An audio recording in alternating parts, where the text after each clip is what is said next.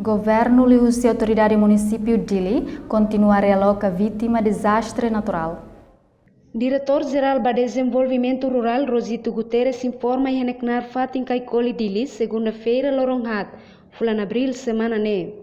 Nedeham, vítima de desastre natural Sira, aloca o centro acolhimento para alojamento temporário, Hamutu Kumakai ne Nuluresin Lima, no balão realoja na bafatem temporária, ou de política governo batempo na Ruknian. Desastre naturais tinang kotuk, Loronhat Fulan Abril, mai husi ciclona serosa.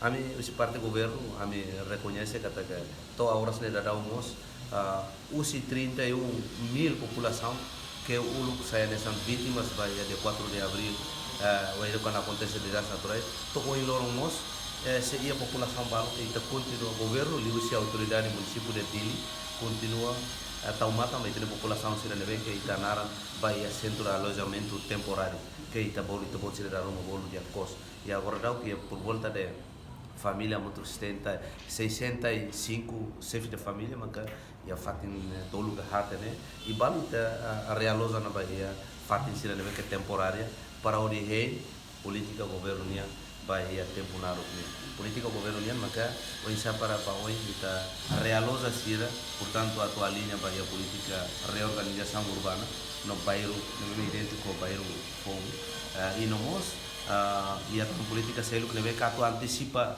acontecimento próximo de nessa acontece antes de 4 de setembro nessa ciclona serosa governo agora dá que é uma fase de concurso ida para a rua na implementação centro de acolhimento multifunção que agora dá como se é um plano para construir sítio Heramota aqui.